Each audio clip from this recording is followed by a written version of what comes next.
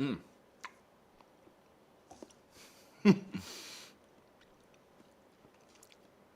Probably not the best way to start that stream, but good morning and good evening to everyone in the States.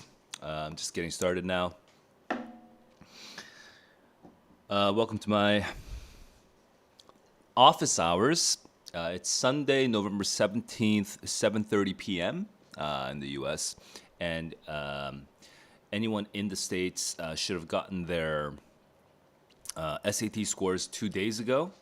So that'll be nominally the topic, but basically anything you guys want to chat about, anything you have any questions on, I can answer during this time. Looks like we don't have anybody in the live chat right now, so I'll probably just be spending this morning. I just woke up a little bit ago, so I'll be spending this morning just working on just random tasks until you guys start joining the chat. All right, here we go. So first, let me just go through my usual battery of little word games.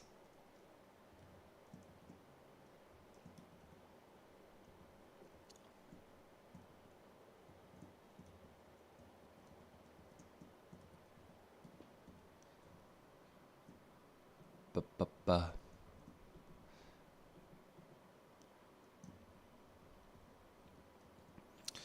Where are we now? Da da da da. Where are we now? What is all this?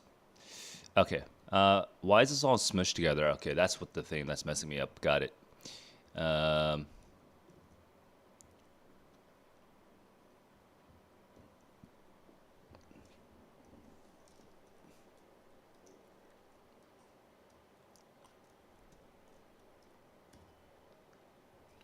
You know, I don't think I've used this word in a long time, so why not?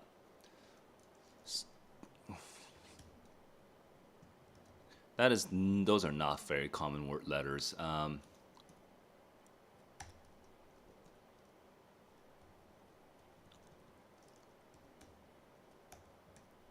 That could work.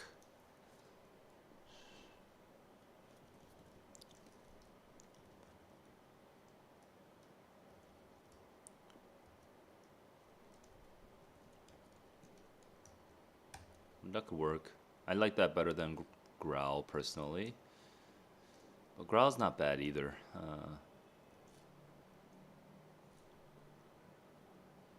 WR.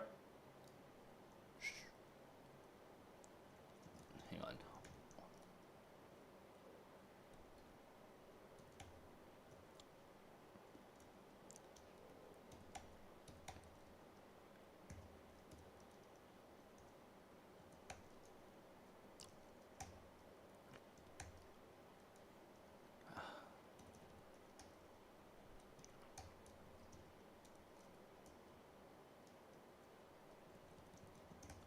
Okay, I like the A better because A could theoretically start AR. Rang. This is probably a word, right?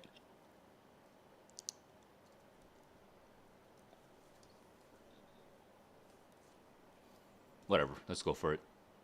Oh, no, I wasn't expecting that. Okay.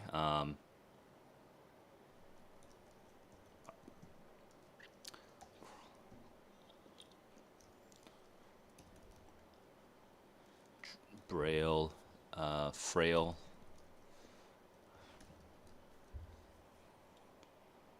I feel like we haven't seen an F in a while. Let's go for it. Oh, there we go. I got it.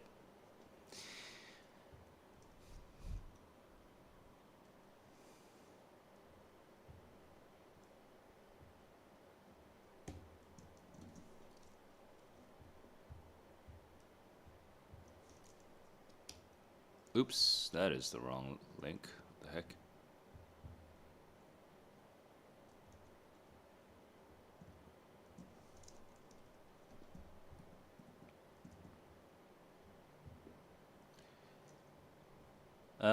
If anyone is joining at this moment, just say hi in chat and let me know you're here. Oh, I forgot to update the stupid thing.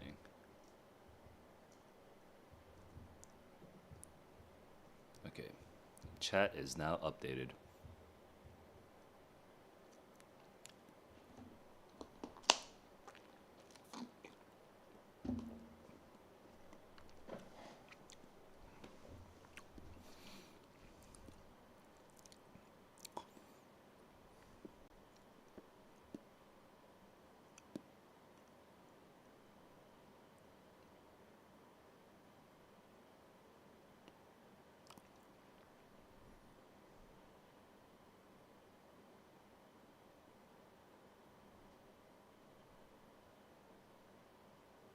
Casino. I'm getting casino vibes. Where's the casino? Domino's. Horse. Wait, why are these? I don't fully get it. Rollers? Are rollers a thing? I feel like I could just try it. Okay, that's not it. It's not even close. This is a musical, right? That's a musical. But the problem is I don't know enough musicals. Are there other musicals here?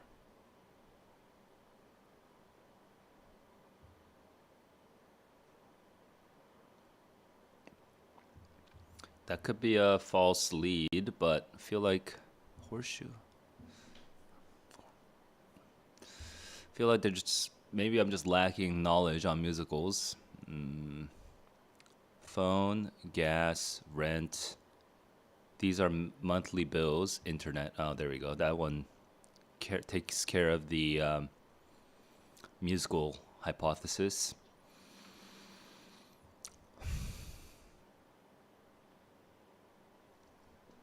Ladybug.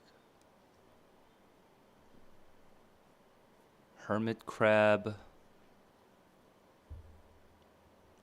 Domino horseshoe crab. Spider crab. Are those things?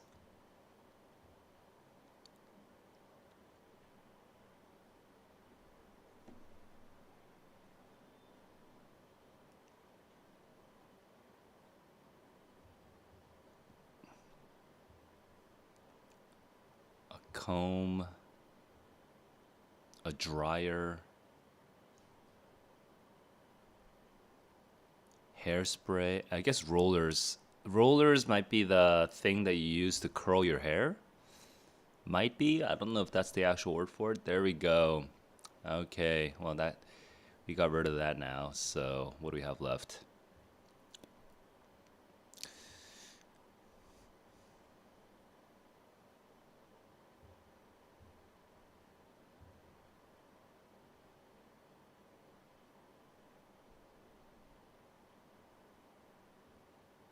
A domino, a die, a fiddler, a horseshoe.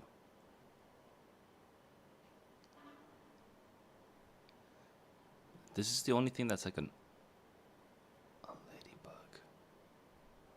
A horseshoe. Domino, a die.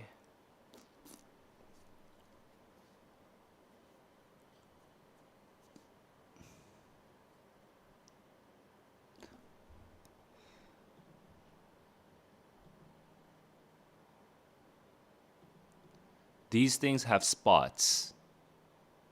There we go. There we go. Spider crab, hermit crab, fiddler crab, horseshoe crab, maybe. I'm guessing. Yeah, that was just a guess. I did pretty well on that, I guess.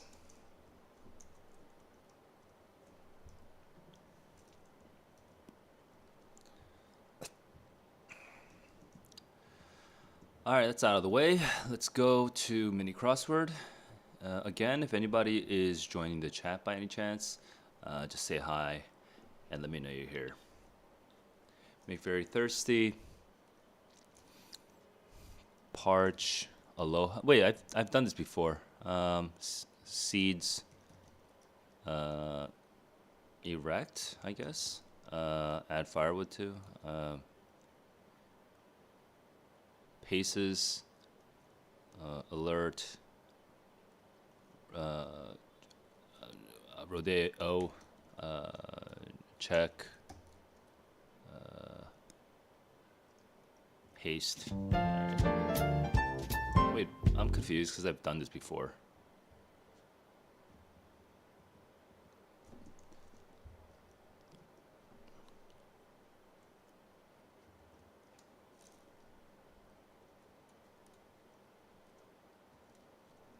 Oh, I see. It just didn't.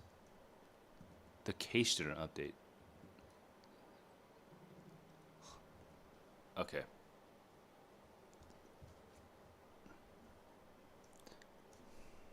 Steve Martin, Martin Steve, Chris Martin, Martin Chris.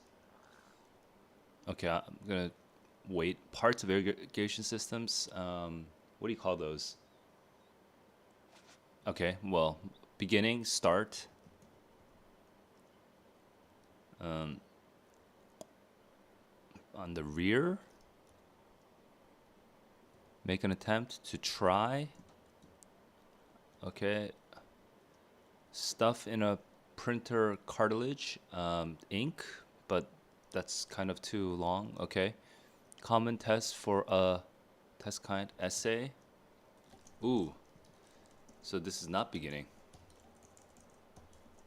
And it's not Steve or Chris. Make a sudden turn. Jolt.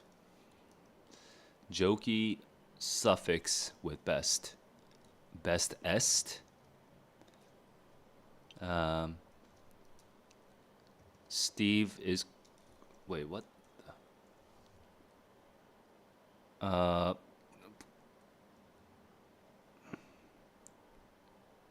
Martin Short. Beginning.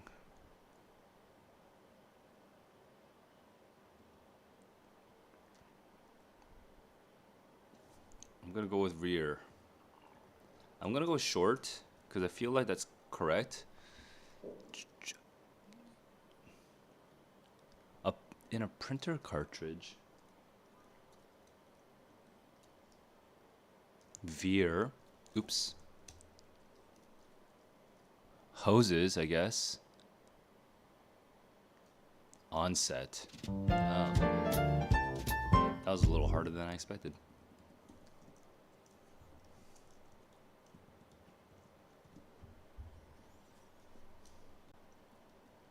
Toner. Oh my god. It's been such a long time since I've. Yes, a toner. Toner is what it goes into printer cartridges.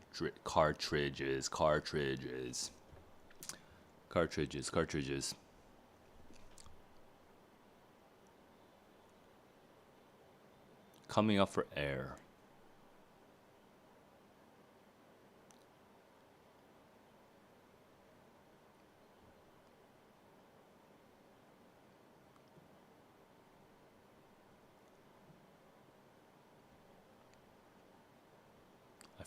Why do I think this somehow has to do with skateboarding?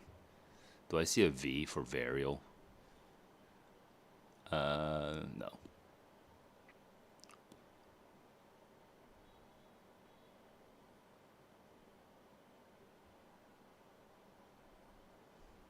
Do I see a double L anywhere? I don't see a double L anywhere.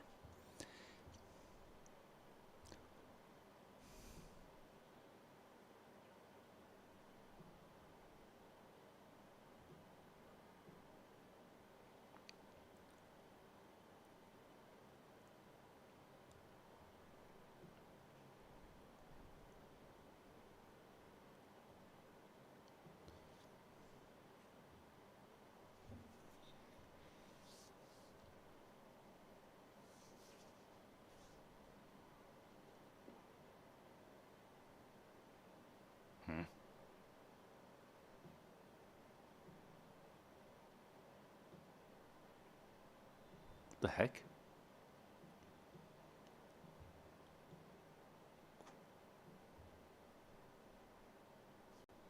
What the heck?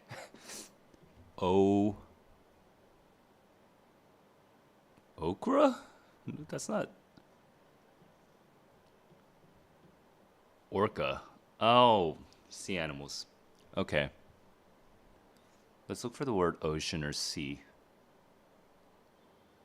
Uh, Marine. How about marine? Do I see marine? Marine animals. Marine. Marine life. Marine.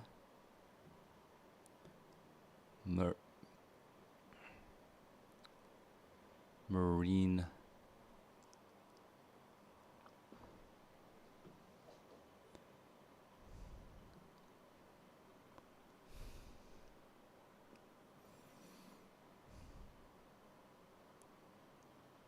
Marine life is the thing that I'm thinking of, but marine mammals? Ah, marine mammals. Okay, we're looking for mammals specifically. I guess whales are mammals, right? So let's look for dolphins. Is dolphin okay? Dolphin. Okay. Seal. Okay. Narwhal. Okay. Um, wa- wa- walrus. And then we have one more. Manatee. All right.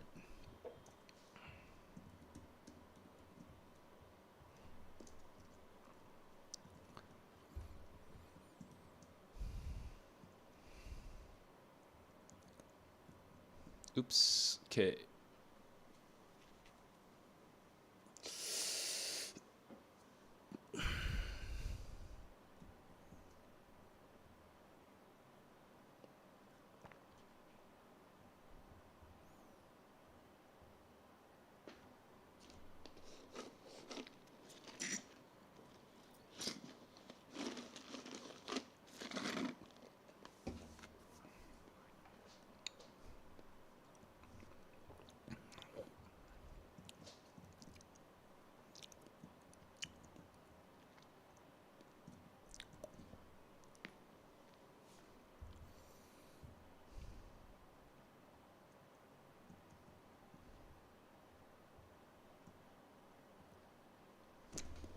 Okay, guys, I'm gonna go and take a quick restroom break. BRB.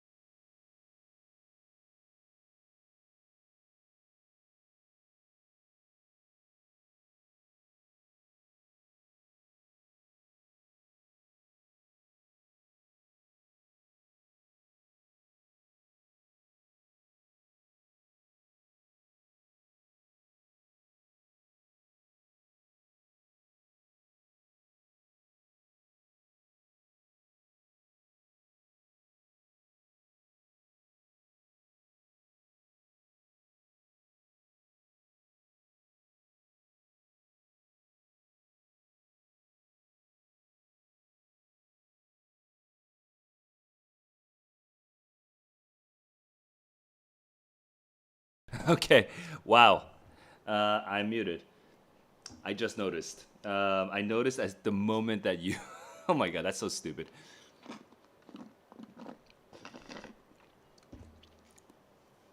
Thankfully, I was only muted for a little bit after after I took my little break. Your little bro in fifth grade got 13. Damn, that is really good. Is that a PSAT or did your little brother take the November SAT? I'm gonna guess November SAT, but fifth grade 1390, dude, that is so high. Holy crap! Oh man. Oh, dude. Well, and how did his score break down from reading, writing, and math? Uh, yeah, it because it doesn't rely as much on vocabulary as before, and it doesn't rely as much on science background knowledge or history background knowledge. Um, Younger students with higher logical processing should do better. So your brother is the probably your little brother is probably already pretty good at like little logic games. So maybe he already solves puzzles or does like math proofs. Or I remember back when I was a kid, I would buy those books of like logical. What do you call them? Um, Logic puzzle games or whatever. Logic puzzle for kids, I guess. Is that brain teasers? We used to call them brain teasers. Yes. Amazon.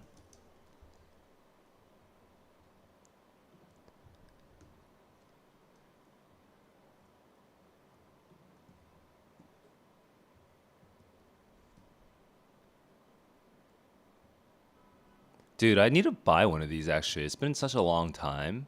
I'm kind of curious what the kids get these days. Okay. But yeah, I remember solving stuff like this. You know, there's like a tiger and a goat and and and uh, and there's a boat and you have to cross the river. Uh, okay. Bad execution. So his math was already really, really good. Um, I mean, 700 reading to 670 reading is not terrible, but I guess 780 math to 720 math is more noticeable. Um, he teaches you calculus as a fifth grader? Dude, what the heck? All right. Are your parents like professors or something? Wow. I really wish, actually, um, I don't really regret the childhood that I had, but oh yeah, that makes sense. But I but if I had one regret about my childhood, it's that I spent around 3 or 4 years between grades 5 and 9 mostly. Between grades 5 and 9, I was mostly just waiting for other students to catch up to my math. Um, and it was such a waste of 3 years because by fifth grade, I was just way ahead of the public school curriculum at in Las Vegas. Not the best, not the most famous city for academically oriented kids, but I yeah, if I could go back and change one thing as a kid, I would have definitely found some way to just get more math in my system, but my parents didn't know. Like nobody there was it was just not the vibe. It's not the environment I grew up in where you just do more advanced math. since there's nothing else going on. Like, I didn't really go to a good middle school. Um, my parents were both working for very little money, and yeah, man, it sucks. It sucks in retrospect because I could have been so advanced in math when I was a kid. So I'm really happy that your brother has the resources to keep pursuing his interest in math, and he can learn calculus as a fifth grader. It's like amazing. Uh, so that's really good for him. What would I say? And by the way, AP Tech, if I remember correctly, you are also pretty young as well, right? Aren't you like eighth grade or something like that? I don't remember. Um, uh, anyway, with that out of the way, uh, what would I say to your younger brother to stay ahead? So that really depends um, on your neighborhood basically and the resources around you. And I actually think in this situation, I would be much less useful to you and your brother than your dad would. I think, or your mother, whoever it is that your professor parent is. Um, Cause I feel like it's actually your parents who would know best in your neighborhood, in your city, in your town, like where you could get more resources. My gut feeling says that if you're already at that level as a fifth grader, and if your family can afford it, maybe just get a tutor and go to the university library and study at the university library. Because I don't think, but again, the world may have changed. You might be able to learn analysis and topology, like just online now. I don't know. I haven't really kept up with like the math educational resources that are out there. So he could just keep doing that. But yeah, again, I'm not really a math person anymore, so I don't know. I don't know. Asian schools, like even there, I don't really. Right now, I'm not back in Korea where I could actually just like maybe ask some people, but I think I mean, it's not in Asian schools. It's not typical for you to be learning analysis or topology or was it set theory or, or whatever. Like, it's not typical to be learning those things as a fifth grader or sixth grader at all. And even in high school, it's not easy to just be getting into that. So I suspect again that your parents will have a clear idea of what resources are around you, especially if you can kind of encourage them to spend like an afternoon or two to do some poking around. Uh, but but yeah, I mean, if I grew up very poor, I grew up without a lot of resources.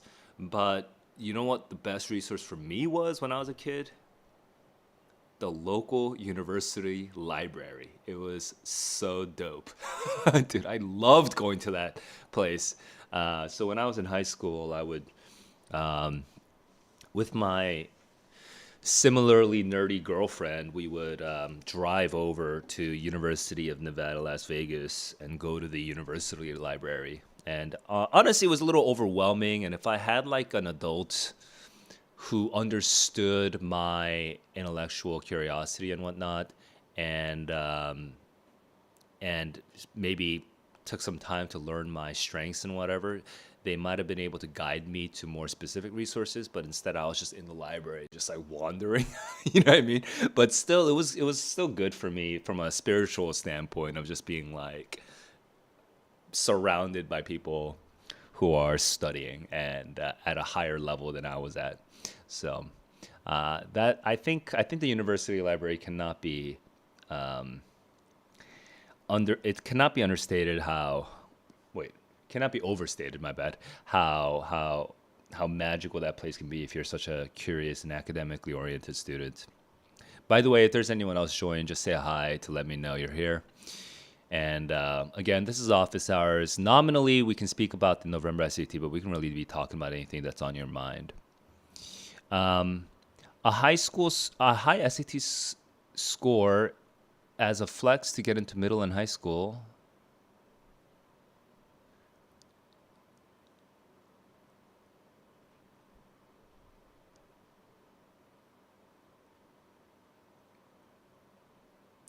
When you say their algebra or quadratic questions, we're oh at his level. I'm not sure.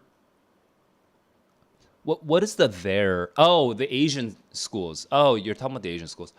Yeah, actually, I just don't know. I think you might know more than me about this. I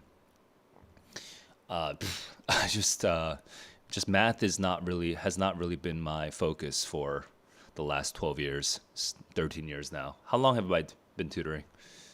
Uh, yeah, like last whatever. Maybe let's ask ChatGPT. Uh, I'm in fifth grade. Uh, I have a 720 on the SAT math. Uh, I know enough calculus to get uh, 5 on the AP Calc BC test. I want to start learning uh, real analysis. What ideally I'd like to work through. Now, your brother sounds like your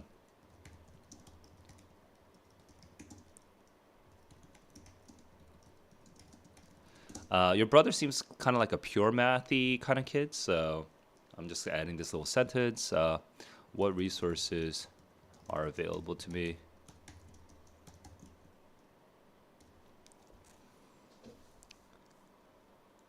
Not a 5? Okay. Well, we can change that, whatever.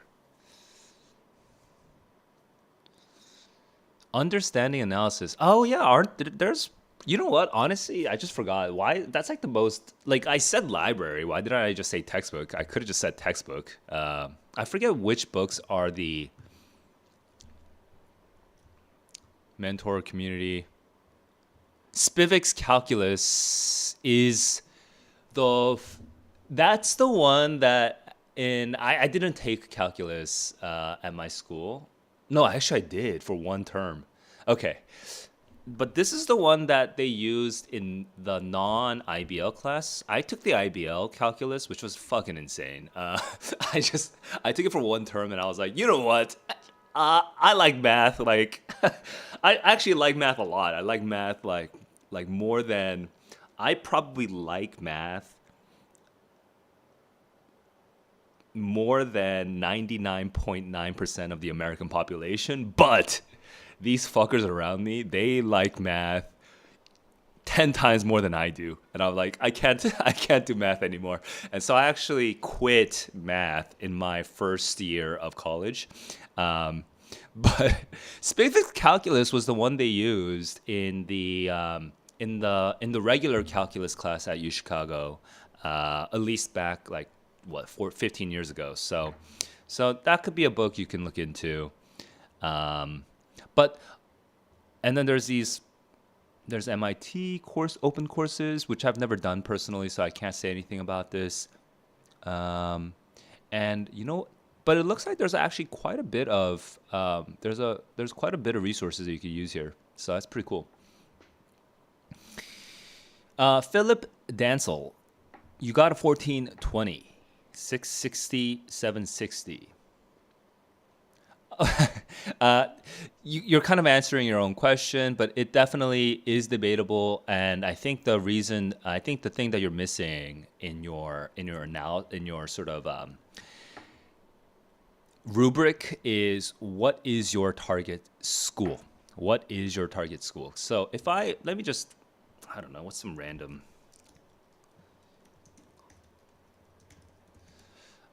Uh, if I just, oh, okay, there we go. Now this is, and guessing you are a senior then. It seems like you are a senior. You already know what school you're going for. You have a specific target. Um, SAT median. Uh, Hang on, I don't want to use that.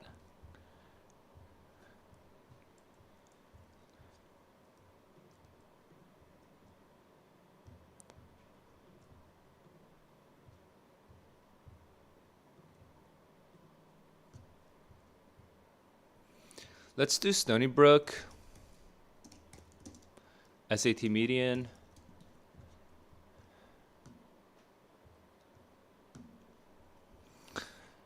All right, and let's go with the College Board's data, which honestly, it's my first time seeing this particular website because, again, I think I should just make a disclaimer. I am not a college admissions professional, so I don't really focus that much on the statistics and the strategies for getting into college. That's not really my interest. But let me let me tell you how I would generally approach it. First, I would start with what is the 75th percentile, right? And so this usually tells us the 75th percentile. Let me just double check. Okay, well, it doesn't even tell you which percentile that is, but okay, whatever. I'm gonna guess this is the 75th percentile. So a 1470 with 720 on reading and 770 on math, that would put you at that doesn't actually add up to, that actually adds up to 1490, but apparently 720 would make you the 75th percentile there, and 770 would make it the 75th percentile there. Okay, start there, and then I would ask myself, am I Asian? So Saul is Asian, so I'd be like, okay, I want to be above the, I want to be above the 75th percentile at this point now. Okay, 720, I want to aim for like a 730 or 40, and then math, I want to get like a 780 or 90. Because just you're just kind of screwed if you're Asian. Now, obviously, thanks to the relatively recent Supreme Court ruling, they're not allowed to directly use your race, but still, they're gonna figure out the general basics around you. Like your last name is Chung. I mean, dude, like whoa. You're not gonna be, yeah, it's gonna be very obvious if you're Asian or not. So I would just work there, and then the other part that is really important that I think a lot of students don't realize because they only know their one school is what kind of school is your school? How competitive is your school? So if your school is the type of school that sends kids to the Ivy Leagues, maybe like sends like a dozen kids to the Ivy Leagues every year, your school is insanely productive in terms of Ivy League, right? That a dozen kids or more, that's actually like probably like top 1% or higher in the U.S. If you're sending a dozen kids. Now, some schools send more than a dozen kids, which might be hard to even fathom. My school was actually probably the school that I ended up going to in high school was probably like the top two or three best public schools in all of Nevada. And still, we sent maybe three or four kids to the Ivy League, and then if you include like what's called like the Ivy Plus organizations, right? If you include like Caltech and I don't know Stanford and Duke and U Chicago, where I went and stuff like that. If you include those institutions, then probably we sent about like I don't know like a just around a dozen, maybe 10 to 12 kids, okay, to those universities, to like the top 10s, top 10, 15-ish. So I would say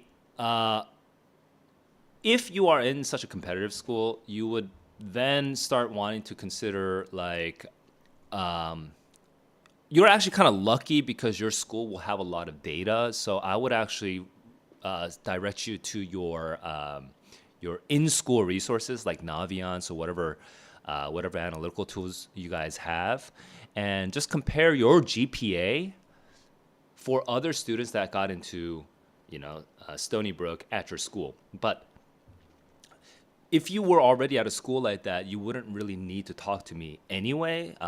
So then I'm going to make the opposite assumption that maybe your school doesn't send a lot of kids to competitive schools, and it's kind of random. It's kind of random, and there's not a lot of data on who goes where, right, at your school.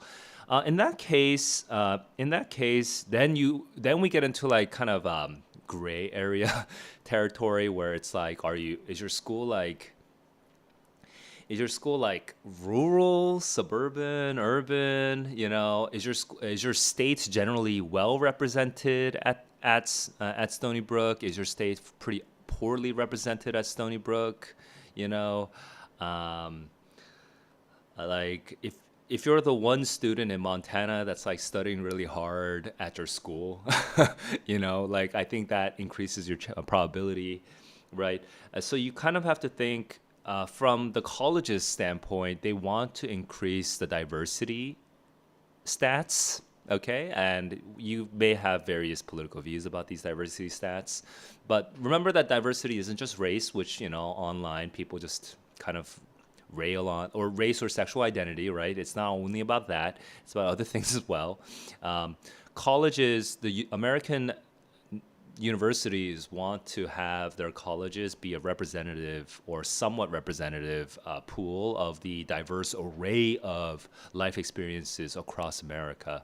So if you kind of factor that into your background, and if your diversity contribution to that school be higher, then I think you can kind of get away with like weaker stats on some other areas because you're just more rare.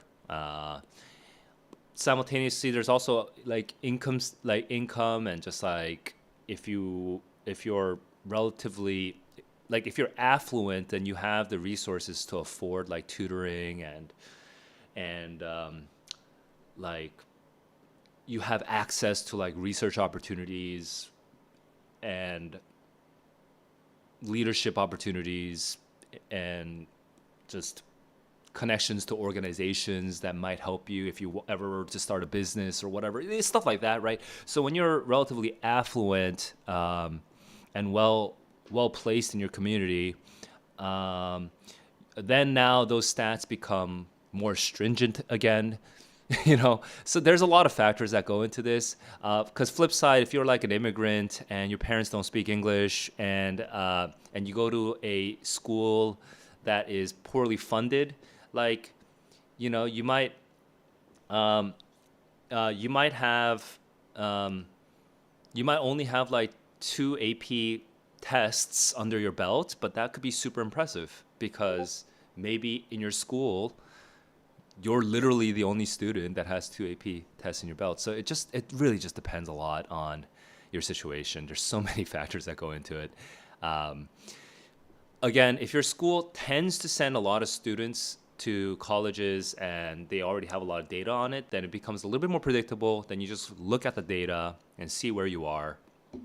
If your story tends to be a little bit out there, there could be some good news for you. There could be some bad news for you. It just depends on the mix of factors that applies to you. So then, from a sort of just human standpoint, what I would say, as person to person, I would say, can you just answer for yourself? Like, just imagine the average Stony Brook college student, and imagine how much they challenge themselves, and imagine how much they demonstrated leadership and initiative, and imagine how much they express their curiosity or or academic interests, right? And just take that general average and just ask yourself, did you do more? Did you challenge yourself more? Did you take more initiative? And were you more curious? And if you believe that, on average, if you truly believe in yourself, that on average you probably were more curious, taking more initiative, and you just challenged yourself more, then I feel like that, at least spiritually, can kind of give you the undergirding for like, well, then it's worth going for it, right? And so then with the SAT,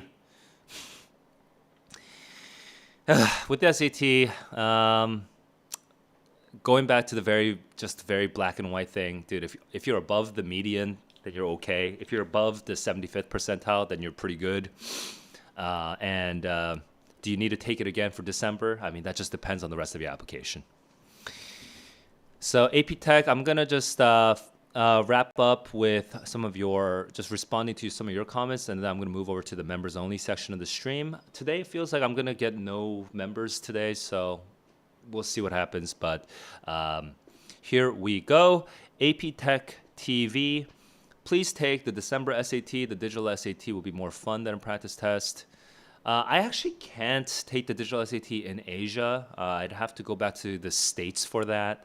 So if I were to do it, I would probably have to do it in March. Is it worth the money? I don't know, to be honest. I kind of am starting to think the SAT is my primary teaching job when I'm in Korea.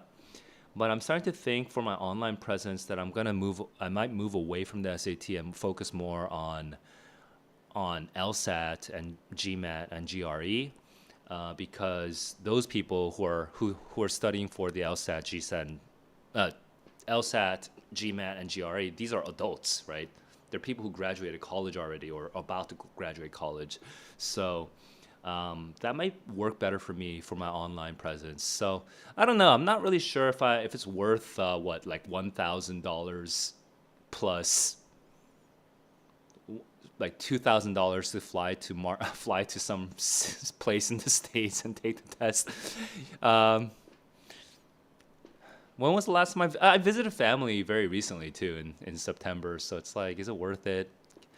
You know what? If I was smarter around it, maybe I could have taken the October test because I was in the States in September anyway. But I don't know. I just think the College Board is just not giving me very much juice. It's like they're just not giving me a lot to work with. So, Saul, do I think the SAT will be more or less important in the future? It's hard to know, but I think the trend is that it will become slightly more important than it is now. Right now, the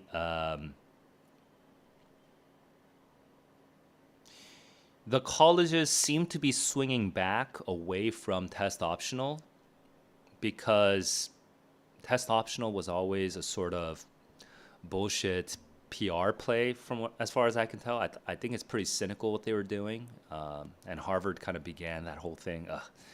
And Chicago was always. I'm kind of disappointed in my alma mater that they kind of hid behind the sort of the messaging that this was actually for the social good. I respect MIT for being honest with the data. I'm disappointed that Chicago was not more direct about this kind of stuff. But it looks like the colleges are swinging back because tests are useful, man. It's useful to have people going through the same set of challenges. Like, of course it is. Right? It's the great leveler. It doesn't matter if you own 3 horses and you can and your father's business can spin out other subsidiary businesses for you to take part in, and you could be the little CEO in training of one of those subsidiaries, and you're meeting politicians at your summer home because your dad's connected. Like, it doesn't matter. A test is a test. You still have to take the freaking. You still have to take the test. And yeah, you can afford tutors or whatever, uh, and tutors can get you some of the way there in terms of improving your score or whatever. But that's so easy to, we could just do some statistical analysis, like, like we can sort of just distrust your score more, right? If you have high, if you are well resourced. So I'm just annoyed um, about that whole situation that pretended that the SAT wasn't useful. Um, so yeah, I think it'll be more useful, more important in the future. But there is a larger secular trend of colleges kind of being less important overall because there was a big hyperinflation of college admissions, and and college admissions rates or people going to college or graduation rates or something has actually started dropping off in the last couple of years. So at a massive, just like the general population level, you know, it might be less important just because college is becoming less important. But then, if we specifically talk about that subset of the American population that's, whether or not they're Asian, the subset of the American population that maybe doesn't have amazing resources and still sees the American university, like maybe the top 20 universities or top 50 universities, as a way to stabilize their future. So I'm talking more about like immigrant or working class or I guess yeah, immigrant working class or like lower middle class families, right? And they want a more stable and more predictable future for their children. And the children, when they look around their communities, it's kind of illegible, like what is the future, right? But when they get to a university, they'll have a community and they'll have like people with like obvious professional futures ahead of them, and they'll have friends and all that stuff. For that particular subset that wants that, um, I suspect the SAT will continue to be important because you are in an under-resourced your situation is under-resourced relative to the others. The SAT is a good, clear signal, or standardized test offers a clear signal of your intellectual and cognitive abilities to these universities so that even if they have never accepted anyone from your school before, they can be like, hey, this kid from this random no-name school in the middle of the ghetto, this kid has a pretty good SAT score. That's pretty unusual for this school. This kid might be onto something. Let's give him a chance. And then they take you in, and then you make your friends, you build your community, and then you build your future there. So I think the SAT score is still going to be useful for that particular subset of America that has a very concrete need for a different society than the society they grew up in, wherever they are in the world, right? The society of like college bound and professionally bound people. That's what I had, right? I grew up poor, and I grew up very like with very little resources and kind of scrapping things together on my own. And I went to University of Chicago, and I was like, wow, like it's totally different world, right? Like my friends, the friends that I'm closest to on average make so much money compared to the American. Uh, they're definitely like they're not just top like you know my closest friends tend to make like probably 99.89 percentile uh, income in America, and that's not something I would have imagined when I was in high school or middle school. I would not have known that as because that was not my world when I was in high school. So it's and obviously income isn't the only thing. I've personally chosen a life that doesn't really bring that much money, so I know that income is not the most important thing. My whole life demonstrates that I know that income is not the whole picture, but still, just to use that as a representative example. New Kadu, what's up, man? Well, you caught me at the end of the stream, so I'm gonna head out. I'm gonna switch over to the members only section of the stream. I don't know if there's anybody who's gonna join as a member, but let me just briefly explain. I'm just every week I do these office hours streams. I do it at two different times. I do it Sunday night in Asia and Sunday night in America, and I just the first 30 minutes usually is the open to everyone section, and then the next 30 to 1 hour is the members only section. But today there was just very little engagement, so just kind of seeing. I just went for a whole hour, but I will still switch over to members only stream just to see, in case anybody was waiting for that. I'm just gonna go in there, and the whole point, by the way, of my memberships is I am going to keep building out more and more tools for myself initially, but hopefully for the world. Like I have a bunch of ideas for what to do with my channel and with my resources. So I can share more about that in the future, but at the moment, if you just want to kind of support me in my mission to share more free content with the world regarding actually reading stuff and actually understanding stuff and actually getting a better score because you have higher confidence in your answers, you can support me by joining my channel membership. All right. If this video has been helpful, please hit that like button. If you want to keep getting more content like this, hit the subscribe button.